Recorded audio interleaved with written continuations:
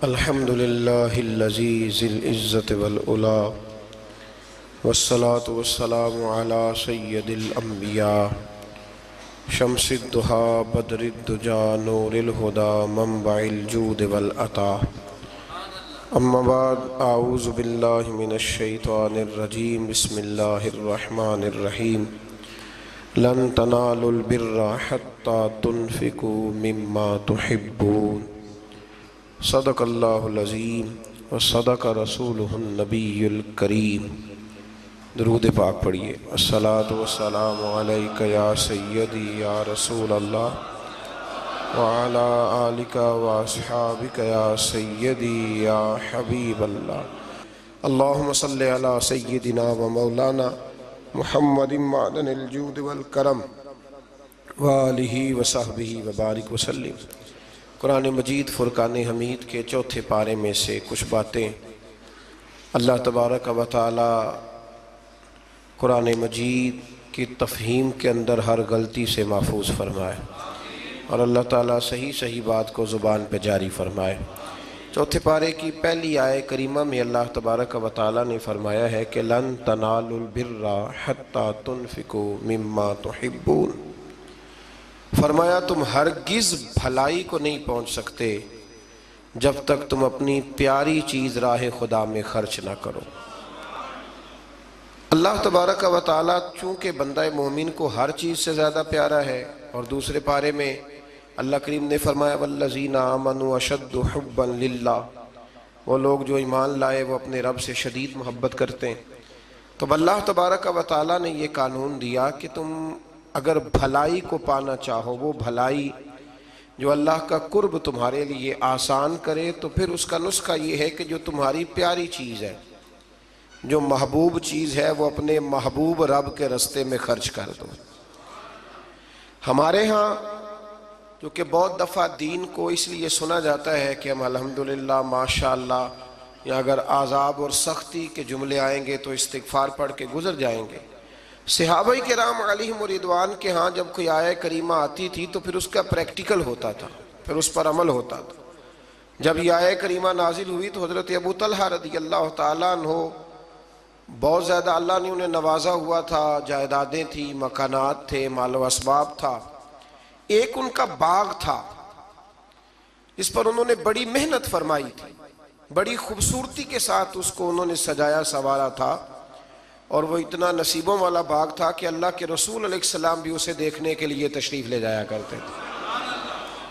حضرت ابو طلحہ رضی اللہ تعالیٰ عنہ جب یہ آیہ کریمہ نازل ہوئی تو حضور علیہ السلام کی بارگاہ میں حاضر ہوئے، عرض کی یا رسول اللہ صلی اللہ علیہ وسلم، میں نے اپنی ساری جائیداد کا حساب لگایا ہے، وہ باغ مجھے سب سے زیادہ پیارا ہے، تو یا رسول اللہ میں وہ باغ اللہ کے راستے میں خیرات کرنا چاہتا ہوں، مجھے بڑا ہی پیارا ہے، تو میں وہ دینا چاہتا ہوں، قبول کر لے۔ نبی کریم صلی اللہ علیہ وسلم نے فرمایا تیرا قبول ہو گیا، اب تو اس طرح کر اپنے جو تیرے رشتے کے بھائی ہیں، چچا زاد، مامو زاد، ان کے اندر تو بانٹ دے، تیری صلہ رحمی بھی ہو جائے گی اور رب کی بارگاہ میں تیری نیکی بھی قبول کر لی جائے گی۔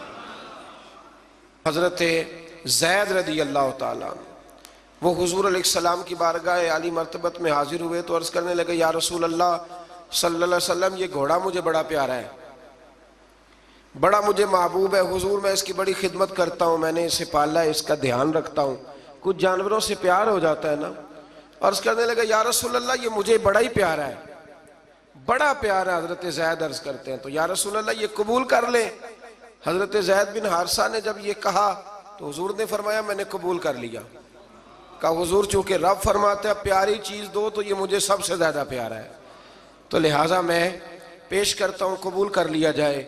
رسول کریم نے ان سے قبول فرما کے نا تو انہی کے بیٹے حضرت اسامہ بن زید کو دے دیا۔ تو وہ عرض کرنے لگے یا رسول اللہ صلی اللہ علیہ وسلم، میں نے تو اللہ کے راستے میں دیا تھا، تو حضور نے فرمایا تیرا ہو گیا نا، تو نے اللہ کے راستے میں دیا تھا تو میں نے قبول کر کے اللہ کے بندے کو دے دیا ہے۔ حضرت عمر بن عبدالعزیز رحمۃ اللہ تعالیٰ علیہ نا شکر کی بوریاں منگایا کرتے تھے، شکر کی بوریاں، گڑ کی بوریاں، اور بوریوں کی بوریاں خیرات کرتے۔ تو لوگ کہنے لگے حضور کچھ لوگ زیادہ شکر نہیں کھاتے، ان کو پیسے دے دیا کریں. آپ فرمانے لگے بھائی وہ بات میں کیسے کروں, میرا رب کہتا ہے پیاری چیز خرچ کرو. مجھے شکر بڑی پیاری ہے, مجھے تو روٹی نہ ملے 3 ٹائم تو میں شکر پہ ہی گزارا کر سکتا ہوں, تو وہ چیز اللہ کے راستے میں دوں گا جو مجھے بڑی پیاری ہے, بڑی محبوب ہے, جس کی مجھے بڑی چاہت ہے. تو میرے عزیز سمجھ لیں کہ جب آپ تحفہ خریدتے ہیں نا کسی کے لیے, تو جتنا بندہ محبوب ہوتا ہے اتنی ہی آپ اچھی چیز. ہمارے ہاں جب مسجدوں کے گلے کھولے جاتے ہیں نا, تو جتنے پھٹے نوٹ ہوتے ہیں ساری اسی میں سے نکل آتے ہیں, اور کئی ایسے نوٹ ہوتے ہیں جو کئی نہیں چل سکتے لیکن مسجد میں چل جاتے ہیں. اب کوئی منع کر سکتا ہے؟ پیاری چیز خرچ کریں اللہ کے راستے میں, محبوب چیز خرچ کریں. یہ پہلا سبق دیا چوتھے پارے کی ابتدا میں اللہ کریم. دیکھیں نا رسول پاک کو حضرت امیر حمزہ بڑے ہی محبوب تھے, حضور کو حضرت عمر بڑے ہی محبوب تھے, جناب عثمان غنی بڑے ہی محبوب تھے, حضرت ابو بکر صدیق بڑے ہی محبوب تھے, مولا علی شیر خدا بڑے ہی محبوب تھے, حضور کو امام حسن اور امام حسین بڑے ہی محبوب تھے. یہ بڑے محبوب تھے اور میرے رسول نے سارے اللہ کے راستے میں دے دیے. ان لوگوں کو شہادت کا درجہ مل گیا. محبوب چیز خرچ کریں.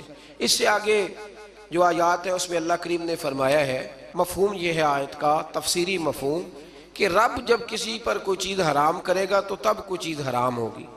اگر اپنی مرضی سے کوئی شخص کسی چیز کو استعمال نہیں کرتا تو اس کا معنی یہ نہیں کہ وہ چیز حرام ہو گئی. ہوا یہ تھا کہ حضرت یعقوب علیہ السلام اونٹ کا گوشت نہیں کھاتے تھے, اونٹنی کا دودھ نہیں پیتے تھے, اپنی طبیعت کے لحاظ سے استعمال نہیں کرتے تھے. تو بنی اسرائیل والوں نے یہ کہنا شروع کر دیا کہ دیکھیں پرانی امتوں میں یہ نہیں تھا, تو حضور علیہ السلام کی قوم یہ کیوں استعمال کرتی ہے. تو اللہ کریم نے سورہ آل عمران میں اور چوتھے پارے میں وضاحت کر دی کہ کوئی اگر اپنی مرضی سے کوئی چیز استعمال نہیں کرتا تو اس کا مطلب یہ تو نہیں کہ وہ چیز حرام ہو جاتی. تو اس سے آگے بڑھ کے پھر اللہ تبارک و تعالیٰ نے مکہ مکرمہ کی فضیلت بیان کی اور فرمایا کہ ان اول بیت وضع للناس, بے شک پہلا گھر جو لوگوں کے لیے بنایا گیا, للذی ببکۃ مبارکم وہدی للعالمین, فرمایا پہلا گھر جو لوگوں کے لیے بنایا گیا وہ مکہ مکرمہ میں اور ہے بڑی برکت والا, اور وہ ہے اللہ کا گھر, اور لیکن ساری کائنات کو ہدایت وہ گھر عطا کرتا ہے. گویا جو اس کے راستے پہ چل پڑتا ہے وہ ہدایت کے راستے پہ چل پڑتا ہے. پھر اللہ تبارک و تعالیٰ نے آگے جا کر کے اہل کتاب کی کچھ ایسی چیزوں کا ذکر فرمایا جن چیزوں کو انہوں نے بلا وجہ اپنے اوپر طاری کر لیا تھا. یہاں اہل کتاب سے مراد یہودی بھی ہیں اور عیسائی بھی ہیں. پہلے سے دوسرے رکوع میں اللہ تبارک و تعالیٰ نے امت مسلمہ کو یہ حکم دیا ہے کہ کلمہ پڑھا ہے تو اب مرتے دم تک مسلمان ہی رہنا, اور اللہ سے ڈرنا تو اتنا ڈرنا کہ جتنا ڈرنے کا حق ہے, اور آخری دم تک تم نے مسلمان رہنا ہے. اور پھر اسی رکوع میں اللہ کریم نے حکم دیا کہ تم اللہ کی مضبوط رسی کو پکڑ لو, وَاعْتَصِمُوا بِحَبْلِ اللَّهِ, اللہ کی مضبوط رسی کو پکڑ لو اور جماعتوں میں تقسیم نہ ہو جانا, الگ الگ گروہ نہ بنانا. اس لیے میرے نبی پاک علیہ السلام نے فرمایا کہ امت کا جو سب سے بڑا گروہ ہونا اس کی پیروی کرو. اس کا نام کتب احادیث میں سواد اعظم آیا ہے کہ جو بڑی جماعت ہو نا مسلمانوں کی, اس کی اب پتہ کیا مصیبت ہے, جو آدمی تھوڑا سا سٹائل ذرا ہٹ کے ہوتا ہے نا اس کے پیچھے لوگ چلنے لگ جاتے ہیں. جو ذرا انوکھی بات کرتا ہے نا کہتے ہیں یہ تو سارے لوگ ہی کر رہے ہیں. جو تھوڑی ہٹ کے بات کرتا ہے نا کہتا ہے پچھلے سارے ہی غلط تھے, میں واحد بندہ ہوں جو ٹھیک آیا ہوں. لوگ اس کے پیچھے لگ جاتے ہیں. ایسا نہ کریں. مسلمانوں کی وہ جماعت جو عرصہ دراز سے آ رہی ہے, آپ دیکھ لیں داتا صاحب کو کتنے سال ہو گئے اور اسلام کو کتنے سال ہو گئے. داتا صاحب کے بھی پیر ہیں, ان کے بھی آگے پیر ہیں, اور ان کے مرشد حضرت جنید بغدادی ہیں. پھر بات کہاں تک آگے جاتی ہے تو آپ یہ غور فرمائیں کہ اس رسی کو تھامیں جس پر شروع سے لے کر مسلمانوں کا طریقہ چلا آ رہا ہے. قرآن مجید کی اسی پارے میں اللہ کریم نے ایک اور مضمون کو بڑے انوکھے رنگ میں بیان کیا ہے. فرمایا قیامت کے دن کچھ منہ کالے ہوں گے اور کچھ سفید ہوں گے, کچھ چہرے چمک رہے ہوں گے اور کچھ چہرے کالے سیاہ ہوں گے. یہ کالے وہ ہوں گے جو ایمان لانے کے باوجود کفر کرتے رہے. اسی آیت میں اللہ نے وضاحت کر دی اور فرمایا یہ جن کے منہ سفید ہوں گے نا، یہ قیامت کے دن جن کے چہرے روشن ہوں گے، یہ وہ لوگ ہیں جنہیں اللہ اپنی رحمت عطا فرمائے گا۔ یہاں بڑی باتیں مفسرین نے کی ہیں کہ یہ کچھ چہرے کالے ہوں گے، کچھ سیاہ ہوں گے، اس کا معنی کیا ہے؟ تو مفسرین کرام ایک پورے گروہ نے، ایک پوری جماعت نے ذکر فرمایا ہے کہ دنیا میں نا کچھ چیزیں دلوں میں چھپی ہوئی ہیں جو ظاہر نہیں ہو رہی، قیامت میں ظاہر ہو جائیں گی۔ دلوں میں چھپی ہوئی ہیں، قیامت کے دن وہ چیزیں ظاہر ہو جائیں گی۔ اگر دلوں میں ایمان چھپا ہے تو قیامت کے دن چہرے چمکنے شروع ہو جائیں گے، اور اگر دلوں میں نفاق چھپایا نا لوگوں نے، سامنے کچھ کہتے ہیں اور پیٹھ کے پیچھے کچھ اور کہتے ہیں، تو وہ بھی قیامت کے دن نمایاں ہو جائے گا۔ چہروں میں بڑا کچھ ہوتا ہے، چہروں کے اندر بڑا کچھ ہوتا ہے۔ حضرت سلطان باؤ رحمۃ اللہ تعالیٰ علیہ ارشاد فرمایا کرتے تھے کہ دل کالے نالو منہ کالا چنگا جے کوئی رمز پچھانے۔ دل کالے نالو منہ کالا چنگا جے کوئی رمز پچھانے۔ اگر اس پر غور کرے نا تو منہ چمکانے سے بہتر ہے کہ دل چمکایا جائے، دل روشن کیا جائے۔ اور میرے رسول کریم علیہ السلام نے ولی کی علامت بیان کی ہے، فرمایا ولی اسے کہتے ہیں جس کو دیکھتے ہی رب یاد آ جاتا ہے۔ ایک ہوتا ہے آرٹیفیشل حسن، وہ بھی یاد آتا ہے نا، آج کل آپ کو پتا ہے لوگوں نے کیا ہوتا ہے، اس میں نورانیت نہیں ہوتی۔ میں اکثر کہا کرتا ہوں کہ ریاکاری اصل میں اداکاری ہوتی ہے، تو جب بندہ اداکار ہوتا ہے تو اس میں کوئی حسن نہیں ہوتا۔ جب بندہ اندر سے، اس کی طبیعت معصوم ہوتی ہے نا، اندر سے وہ نفیس ہوتا ہے، وہ اچھی سوچ والا ہوتا ہے، تو وہ جو اندر کی روشنی ہوتی ہے وہ باہر بھی آ جاتی ہے، پھر چہرہ چمکتا ہے، پھر اس میں روشنی آتی۔ نبی کریم علیہ السلام کا ایک فرمان ہے، حضور فرماتے ہیں رات کو جو آدمی تہجد پڑھے گا نا کمروں میں چھپ کے، اسے سویرے بتانا نہیں پڑے گا کہ میں نے پڑھی ہے، فرمایا اس کا چہرہ ہی بتائے گا کہ رات اس نے اپنے رب کی عبادت کی ہے۔ تو چہرے بڑا کچھ بتایا کرتے ہیں۔ تو قیامت میں بھی کچھ چہرے چمکیں گے اور کچھ کالے سیاہ ہوں گے۔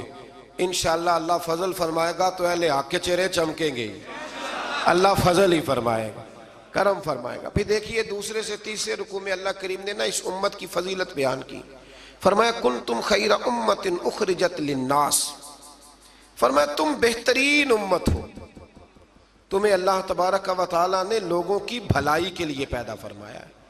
اے رسول کریم کی امت تم ایک بہترین امت ہو۔ دنیا میں سب سے کمزور شخص پتہ کون ہوتا ہے؟ جسے یہ پتہ ہی نہیں ہوتا کہ میرا مقام کیا ہے۔ اگر پتہ چل جائے نا میرا مقام کیا ہے تو جینا آسان ہو جائے۔ یعنی ایک آدمی استاد ہے، ٹیچر ہے، اور جب وہ چھوٹی حرکت کرتا ہے نا تو پتہ لگتا ہے کہ اسے پتہ ہی نہیں کہ میرا اصل میں مقام کیا ہے۔ تو استاد ہے، تیرا سٹیٹس ہے، تیرا معیار ہے، اتنی چھوٹی بات تو کر گیا۔ بہت بڑا آدمی، وزعدار آدمی، وہ جب چھوٹی بات کرتا ہے تو محسوس ہوتا ہے کہ نہیں باتوں میں ہی بڑا ہے، باقی اس کے پاس کوئی چیز موجود نہیں ہے۔ امت مسلمہ بڑی امت ہے، جب یہ چھوٹی بات کرتی ہے نا، چھوٹی بات۔ میں ملک سے باہر تھا تو وہ سنگیوں کو، ہمارے مسلمانوں کو کچھ مسئلہ بن گیا ہے، ان کی ڈیوٹی ہے سارا دن غیروں کی تعریفیں کرنا، سارا دن تعریفیں کرتے ہیں، ان کی سڑکیں دیکھی ہیں، ان کے مکان دیکھیں، ان کی فلانی چیز دیکھی ہے۔ تو میں نے ان سے کہا کہ میں نے تو سنا ہے کہ بچہ بالغ ہو جاتا ہے تو ابا خود کہتا ہے جا اپنا بندوبست کر، کہتا ہے کہ نہیں کہتا؟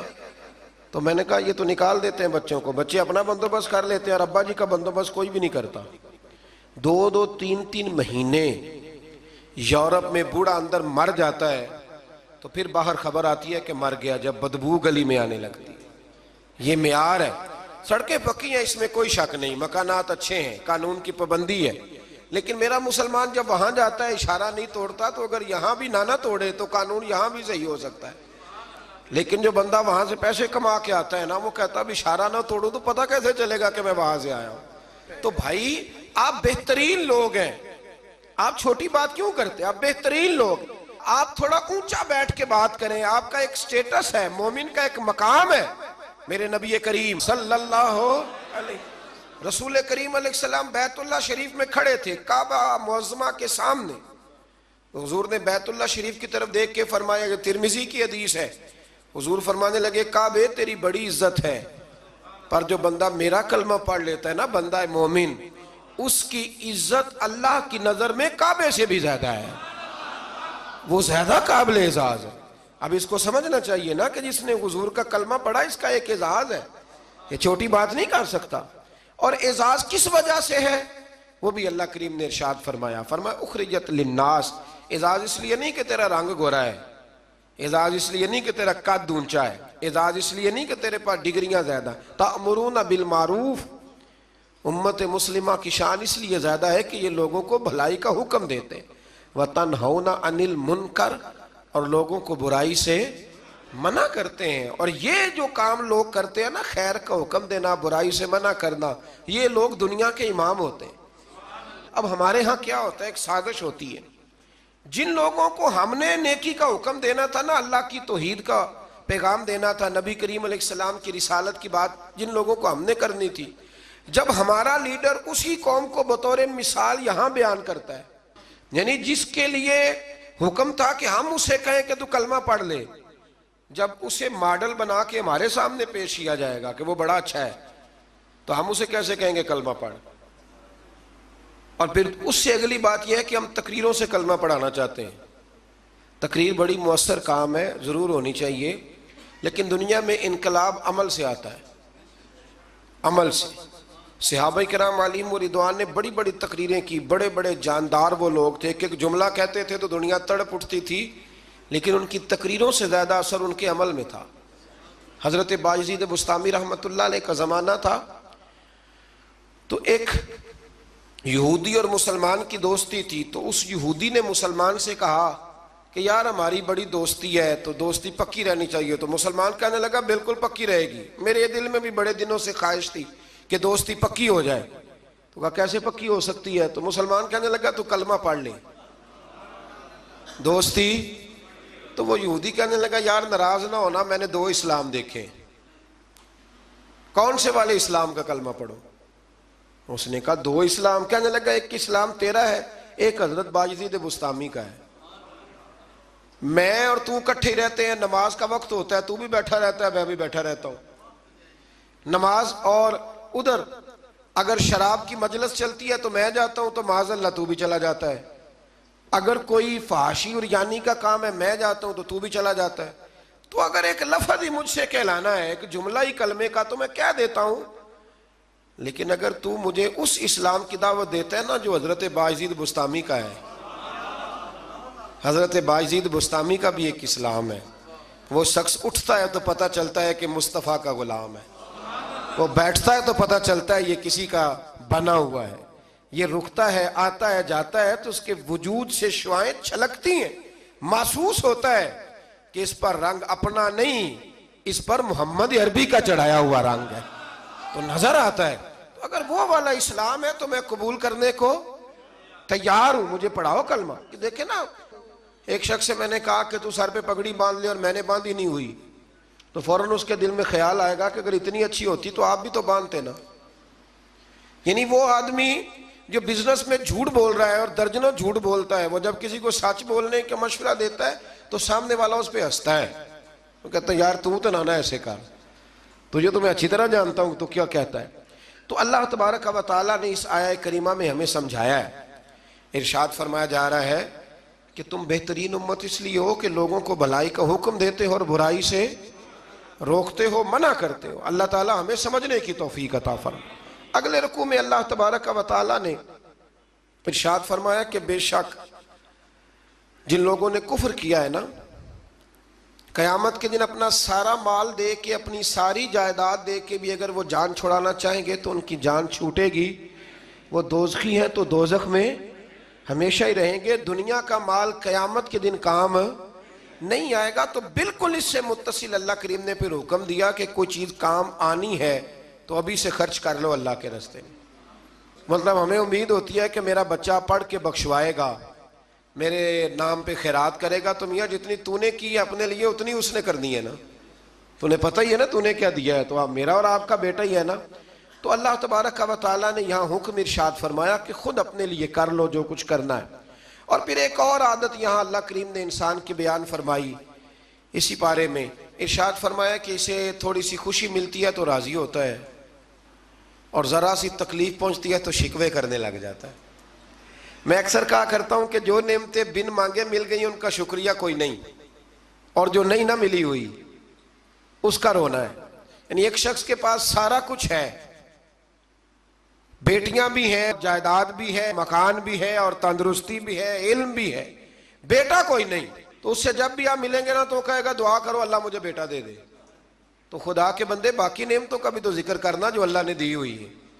میں کہا کرتا ہوں کہ 360 ہڈیاں وجود میں ہیں، تو جس کا گھٹنا درد کرتا ہے نا آپ اس سے پوچھیں نا کیا حال ہے، تو 359 کا ذکر نہیں کرتا، وہ جو 60ویں درد کرتی ہے اسی کا نام لیتا ہے، کہتا ہے یہ گھٹنا ٹھیک ہو جائے تو باقی ساری خیر ہے۔ تو اللہ فرماتے ہیں ذرا تکلیف دیں تو یہ شکوے کرنے لگتا ہے، زندگی اپنے رب کے حوالے کر دیں، سکھی ہو جائیں گے۔ آپ یقین کریں ویسے بھی جان اسی کی ہے، اسی کی ہے، ہم تو اپنی مرضی سے مر بھی نہیں نہ سکتے، اپنی مرضی سے مرے تو خودکشی حرام ہے، اس کی مرضی سے مرے تو وہ شہادت کا درجہ عطا کر دیتا ہے۔ وہ کہتے ہیں تم مار ہی نہیں سکتے چونکہ مرے جو میری مرضی سے ہو، لہٰذا اس کے سپرد کر دیں۔ آگے اللہ تبارک و تعالیٰ نے نا جنگ احد میں مسلمانوں کے ساتھ جو معاملہ پیش آیا نا، بظاہر مسلمان تھوڑا سا پیچھے ہٹے، کفر کو وقتی طور پر غلبہ ملا، یہ ذرا تھوڑے تھوڑے مسلمانوں کے حالات خراب ہوتے ہیں تو لوگ پریشان ہو شاید یہ ہمیشہ کے لیے، ایسا نہیں ہے، بلکہ جہاں بھی آپ پیچھے جاتے ہیں نا، جو آدمی پیچھے جایا کرتا ہے نا وہ تیز دوڑنے کے لیے جایا کرتا ہے، جب وہ پیچھے جاتا ہے تو اس کا مطلب ہے اب تیز دوڑ کے آئے گا، یہ یاد رکھیں۔ اور جب آپ سمجھے نا کہ گھٹن زیادہ ہو گئی ہے تو پھر سمجھ لیں اب آندھی بھی تیز ہی آئے گی، یہ اصول ہے۔ اگر کبھی آزمائش زیادہ آتی ہے تو پھر اللہ آسانی بھی زیادہ عطا فرماتا ہے۔ تو مسلمانوں کو ذرا کمزوری ہوئی تو پریشان ہو گئے، تو رب کریم نے فرمایا پریشان نہ ہو، وہ وقت نہیں تمہیں یاد والا قد نصرکم اللہ ببدر وانتم اذلہ، جب ہم نے تمہاری بدر میں مدد کی تھی حالانکہ تم کمزور تھے، اب تو تم ہزاروں میں ہو تو 313 تھے، رب نے تمہاری مدد فرمائی تھی۔ فرمایا احد میں اگر مشکل آ گئی ہے تو پریشان نہ ہو، اللہ اگلے میدانوں میں بھی تمہاری ضرور مدد فرمائے گا۔ پھر اسی پارے میں اللہ کریم نے نا دوڑنے کا حکم دیا ہے، فرمایا دوڑو، کس طرف؟ فرمایا وَسَارِعُوا إِلَىٰ مَغْفِرَةٍ مِّن رَبِّكُمْ، دوڑو دوڑو دوڑو اپنے رب کی بخشش کی طرف دوڑو۔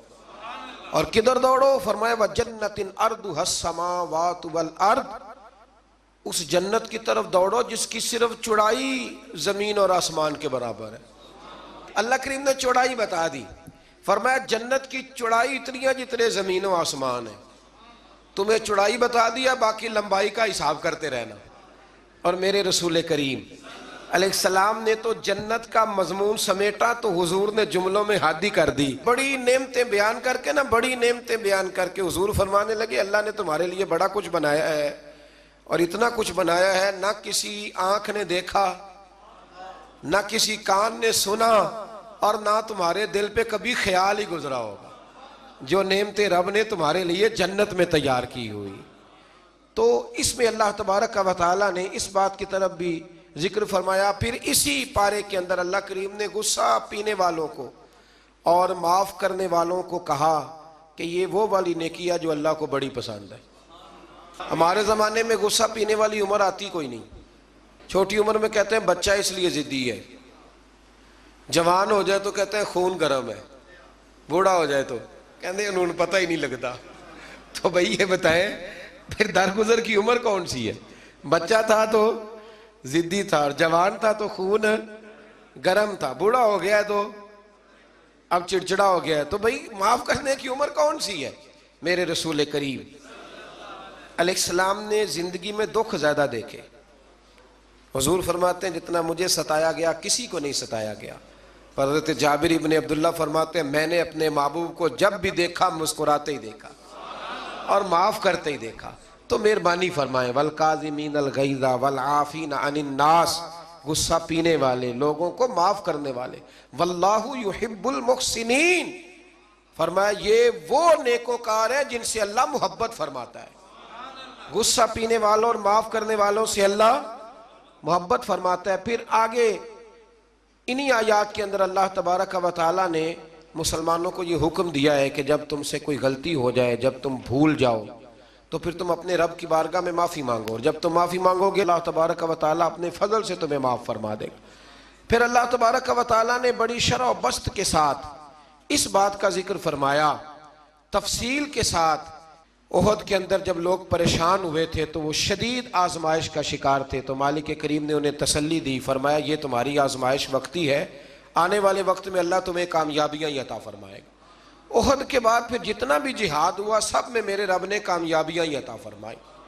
پھر اسی پارے میں اللہ تبارک و تعالیٰ نے آیت نمبر 159 کے اندر رب کریم نے نبی کریم علیہ السلام کی سیرت کا ایک خاص پہلو بیان فرمایا ہے، حضور کی سیرت کا، زندگی کا ایک خاص عنصر بیان کیا، اور اللہ کریم نے فرمایا محبوب اللہ کی کیسی رحمت ہوئی کہ آپ اپنے غلاموں کے لیے نرم دل ہو گئے۔ یہ اللہ تعالیٰ کی کیسی رحمت من اللہ لنت لہم، آپ ان کے لیے نرم دل ہو گئے۔ وَلَوْ كُنْتَ فَظًّا غَلِيظَ الْقَلْبِ، اگر آپ سخت دل ہوتے یا سخت مزاج ہوتے، لَانْفَضُّوا مِنْ حَوْلِكَ، تو یہ آپ کے پاس سے بکھر جاتے، یہ بیچارے آپ کے پاس پھر بیٹھ سکتے۔ یہ سخت مزاج جو آدمی ہوتا ہے اس کے پاس لوگوں کا جمع غفیر نہیں ہوتا، اس کے پاس سے لوگ ٹوٹنے لگ جاتے۔ اچھا وہ اور چکر میں پڑ جاتا، کہتا دیکھا میرا روب، کوئی میرے پاس نہیں بیٹھتا، کسی کی جرت ہے میرے پاس بیٹھے؟ میں نے کہا روب نہیں جناب، آپ مان کیوں نہیں لیتے کہ آپ اخلاقی طور پہ بڑے کمزور ہیں؟ آپ کے اپنے بچے بھی، میں ابا جی کو جانتا ہوں، کئیوں کو جو گھر جاتے ہیں تو بچے چھپتے ہیں اور تسبیح پڑھتے ہیں کہ ابا جی واپس کب جائیں گے گھر سے۔ تو یہ کوئی معیار ہے؟ رسول کریم صلی اللہ تعالیٰ علیہ وسلم کی طبیعت کے اندر وہ خاصیت تھی کہ ہر چھوٹا بڑا میرے محبوب کی بارگاہ میں جا کے اپنا دکھڑا سنا لیا کرتا۔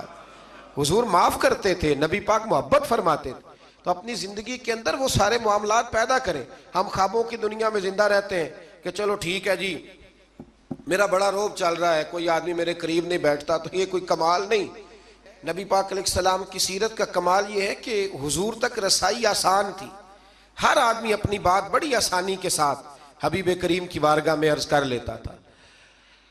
ایک آیت ہے جی جو آپ نے بڑی ضروری یاد رکھنی ہے، یہ آیت نمبر 179 ہے، اس پر آپ نے ضرور توجہ کرنی ہے، ضرور غور کرنا ہے۔ ایک چھوٹا سا مسئلہ لوگ بڑا اس کو الجھا دیتے ہیں، اللہ کریم نے اس آیت کریمہ میں اس کا بھی بیان فرمایا ہے۔ اسی پارے میں سورہ آل عمران میں فرمایا وَمَا كَانَ اللَّهُ لِيُطْلِعَكُمْ عَلَى الْغَيْبِ وَلَكِنَّ اللَّهَ يَجْتَبِي مِن رُّسُلِهِ مَن يَشَاءُ، فرمایا اللہ کی یہ شان نہیں کہ عام لوگوں کو غیب کا علم دے، لیکن اپنے رسولوں میں سے جسے چاہتا ہے اسے چن لیتا ہے۔ عام لوگوں کو اللہ اپنے غیب پر مطلع کرتا، لیکن اپنے رسولوں میں سے جسے چاہتا ہے اسے، یہ ایک سورہ آل عمران ہے، کوئی کسی تفسیر میں آپ نہ جائیں، سادہ ترجمہ کسی کا کیا ہوا پڑھ لیں۔ عام لوگوں کو اللہ غیب پر اطلاع دیتا نہیں، لیکن اپنے رسولوں میں سے جس کو چاہتا ہے اسے چن لیتا ہے۔ حضرت عمر فاروق فرماتے ہیں رسول کریم کے علم پر کچھ منافقین نے اعتراض کیا کہ ہم پیچھے نمازیں پڑھتے ہیں، انہیں ہمارا علم نہیں، تو کہتے ہیں نبی کریم منبر پر بیٹھے فجر کے بعد، تو فرمایا پوچھو کیا پوچھنا ہے۔ حضور نے اتنا بیان کیا کہ ظہر کی نماز ہو گئی، پھر زور پڑھ کے حضور دوبارہ منبر پر بیٹھے، اتنا بیان کیا کہ عصر ہو گئی، پھر عصر پڑھ کے حضور منبر پر بیٹھے، اتنی باتیں بیان کی کہ مغرب ہو گئی۔ حضرت عمر کہتے ہیں حضور نے ہمیں اتنی باتیں بتائیں کہ جہنمی جہنم میں چلے گئے، جنتی جنت میں چلے گئے۔ اور حضور پھر بیان کرتے ہے کوئی پوچھنے والا تو پوچھو مجھ سے کیا پوچھنا چاہتے ہو۔ ہمارے استاد تھے، شیخ تھے علامہ تحسین رضا صاحب بریلی شریف میں، انہوں نے ایک قطعہ کہا تھا بڑا شاندار، کہنے لگے علم غیب رسول کے منکر اس حقیقت کو بھول جاتے ہیں، غیب مانا کہ راز ہے لیکن راز اپنوں سے کب چھپاتے ہیں۔ اور اعلیٰ حضرت نے تو قلم توڑ دیے، فرمانے لگے اور کوئی غیب تم سے نہا ہو بھلا جب خدا ہی نہ چھپا رہا۔ جو سب سے بڑا غیب ہے جب نبی پاک نے اسے ہی دیکھ لیا ہے تو پیچھے کیا رہ گیا۔ تو اس لیے اس آیت کریمہ میں اللہ کریم نے اس مسئلے کو حل فرما دیا۔ ہاں ایک بات ضرور ہے، اس پر ضرور آپ حضرات توجہ کریں کہ اللہ کے انبیاء کی اور نبی کریم علیہ السلام کی بھی کوئی چیز بھی، کوئی طاقت بھی ذاتی نہیں، جو بھی ہے اللہ کا عطا کرتا ہے۔ کوئی چیز بھی ذاتی، علم غیب بھی ذاتی نہیں، اللہ کا دیا ہوا ہے۔ آگے سورہ نساء آ جاتی ہے۔ سورہ نساء کے اندر نا اللہ کریم نے بالکل آغاز میں ارشاد فرمایا کہ یا ایھا الناس اتقوا ربکم الذی خلقکم من نفس واحدہ، اے لوگو اپنے رب سے ڈرو جس نے تمہیں ایک جان سے پیدا فرمایا۔ ایک بہت بڑے پیر صاحب کے صاحبزادے نے نا ایک شخص سے کہا کہ میرا ذرا خیال کرنا، میں فلاں بزرگ کا صاحبزادہ ہوں۔ تو آدمی کہنے لگا تو بھی ذرا خیال کرنا، میں بھی نبی کا صاحبزادہ ہوں۔ اس نے کہا تو کس نبی کا؟ کہنے لگے حضرت آدم علیہ السلام کا۔ تو چپ کر کے کہنے لگا بات تیری ٹھیک ہے، کیونکہ سارے حضرت آدم کی اولاد ہے۔ یہ جو قبائل بنائے جاتے ہیں نا، قبیلے، یہ تعارف کے لیے بنائے جاتے ہیں، صرف تعارف کے لیے کہ پتہ چل جائے اس کا فلاں قبیلے سے تعلق ہے، اس کا۔ اور برادریوں میں بھی جو قبیلے ہوتے تھے وہ ایک برادری کی بھی مختلف شاخیں ہوتی تھیں، مختلف شاخیں۔ قریش، بنو امیہ یہ قبیلہ ایک تھا، پھر اس کی آگے شاخیں ہو گئی، اور بہت سارے لوگ تھے جو تقسیم در تقسیم ہوئے، شاخیں بنتی جاتی ہیں۔ تو یہ سارا کچھ کیا ہے؟ تعارف کے لیے ہے، ورنہ اولاد سارے کس کی ہیں؟ حضرت۔ اور نبی پاک علیہ السلام نے جب خطبہ دیا نا حجت الوداع کا، تو حضور نے اعلان فرما دیا، فرمایا نہ کوئی بڑا ہے، نہ کوئی چھوٹا ہے، نہ کوئی گورا ہے، نہ کوئی کالا ہے، نہ کوئی عربی ہے، نہ کوئی اجمی ہے۔ ہاں، ان اکرمکم عند اللہ اتقاکم، اللہ کی نظر میں اس کی عزت زیادہ ہے جو زیادہ پرہیزگار ہے۔ ابھی تک یہ مصیبت بنی ہوئی ہے ہمارے معاشرے میں، ابھی تک برادریزم کی، اور کوئی عجیب سا ہی معاملہ ہے، سمجھ میں نہیں آتا کہ یہ کہاں جا کے حل ہوگا۔ ایک ہی برادری سے دو لوگ ہیں، ان سے کہا گیا کہ جناب وہ آپ نے کہا تھا کہ راجپوت فیملی میں رشتہ مل جائے تو اچھا ہے، تو مل گیا، کر لے۔ کہنے لگے نہیں کرنا، یہ مہاجر ہیں، ہم مقامی ہیں۔ تو ٹھیک ہو گیا بھئی، اب کتنی تقسیم اور کرنی، یعنی اس سے بھی آگے، اور پھر اس سے آگے تقسیمیں، اور یہ اتنی خوفناک تقسیم ہے کئی دفعہ پریشان ہو جاتے ہیں کہ قوم کتنی کو بٹے گی، کتنی کو بٹے گا۔ آپ یہ جو تقسیم ہے نا، اس تقسیم سے نکلیں۔ اب آپ یہ مزاج بنائیں کہ بھئی یہ نہیں کہ ان کو کھانا بنانا نہیں آتا، معاملہ یہ ہے کہ ان کا ٹیسٹ اپنا ہے، ہمارا ٹیسٹ، تھوڑی وحدانیت کی طرف جائیں، امت واحدہ بننے کی کوشش کریں۔ ایک تقسیم ایسی ہے بد عقیدگی کی کہ جس سے نکلا نہیں جا سکتا، جو بد عقیدہ ہو گیا اس کے ساتھ کیا صلح ہو سکتی ہے، لیکن باقی کوشش کریں، جو اپنے ہیں نا اپنے، ان کی غلطیوں سے درگزر کریں، انہیں قریب کریں، چھوٹی موٹی کمزوریاں دور کریں، محبت کے ساتھ ذکر کریں، خیر کی بولی بولیں، اپنوں کی باتیں اپنوں میں رکھیں، اور کوشش کریں دل تھوڑا بڑا رہے، محبت تھوڑی بڑی رہے، پیار تھوڑا بڑا رہے، وفا تھوڑی بڑی رہے۔ اس سے آپ کا دل بھی بڑا ہوگا اور لوگوں کے اندر محبت بھی زیادہ پیدا ہوگی۔ اللہ ہمیں سمجھنے کی توفیق عطا فرمائے۔